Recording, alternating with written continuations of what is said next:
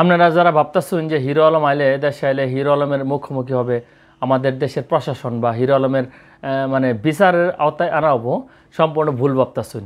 কী জন্য বলতেছি, হিরো আলম কিন্তু দুবাইয়ের আলিশান 5 স্টার হোটেলে মানে খাড়ের মধ্যে মাথা হুতায়া হ্যাঁ কিন্তু সুন্দরভাবে একেবারে দামি কম্বল দিয়ে মুখ ঘুরে হ্যাঁ কিন্তু কয়ে দিছে যে আমরা যখন দেশের থেকে রওনা করছিলাম বিমানবন্দর খেলে আঙ্গুর আটকাইলো না, তো দেশে যাইলই না, খবর আছে। যারা সমালোচনা করতেছে এখন খবর আছে, তো যারা যারা এই সম্পর্কে মানে সংবাদগুলো প্রচার করতেছেন আর যারা দেখা যায় যে মিডিয়াগুলা এগুলা নিয়ে মানে তৎপরতায় আছেন যে হিরো আলম দেশ হইলে হিরো আলম মানে প্রশাসনের একটা ঝামেলায় পড়তে পারে বা প্রশাসন তাকে আইনের আওতায় আনতে পারে, এরা হনো সাবধান হয়ে যায়। সবাইরে কিন্তু ধুয়ে দেবো হিরো আলম, এটা একটা 100% নিশ্চিত।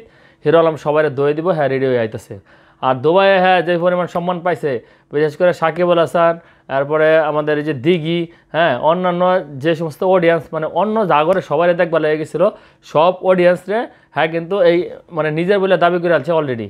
হ্যাঁ কয়েছে যে হ্যাঁ দেখার লেগা এই দুবাইয়ের মাটি তো এই পরিমাণ জনতা আইছে, তো হ্যাঁ কিন্তু নিজের ক্রেডিটটা কীভাবে আদায় করুন নাকি, কীভাবে নিজের সম্মানটা বজায় রাখতে হয়, এটা কিন্তু ভাই ঠিকই শিক্ষা আলছে।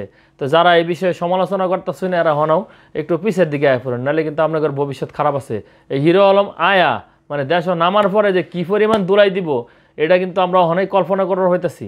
তো ঘটনাটা ঘটছে কি, হিরো আলম যখন ওই বিদেশ গেল তখন তার সাথে কিন্তু সাকিব আল হাসানও গেছে এবং আমগর দেশের স্বনামধন্য নায়িকা দিঘি সহ আরও অনেকেই গেছে।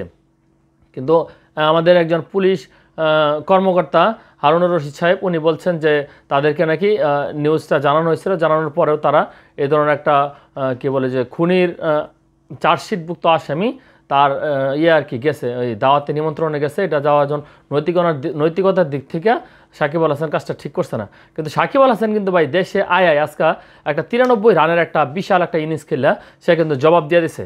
সে যে একটা ক্রিকেটার, জাতি ক্রিকেটার, সে যে কী বাংলার মাটিতে সে যে কী, তার যে কতটুকু প্রয়োজন রয়েছে সেটা কিন্তু সে তার যে খেলা সেটা কিন্তু বুঝাই দিছে।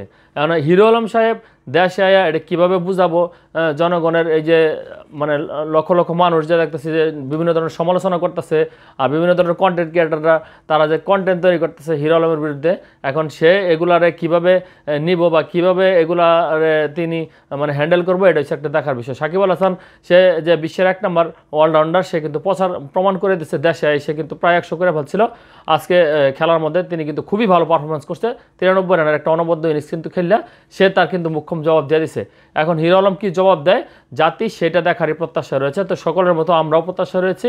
আর যারা মানে না জানি না বুঝে মানে ওডালা সমালোচনা করতেছুন এরা একটু সাবধান হয়ে যান, কারণ হিরো আলম সাহেব কিন্তু কাউরে ছাড় দেওয়ার লোক না।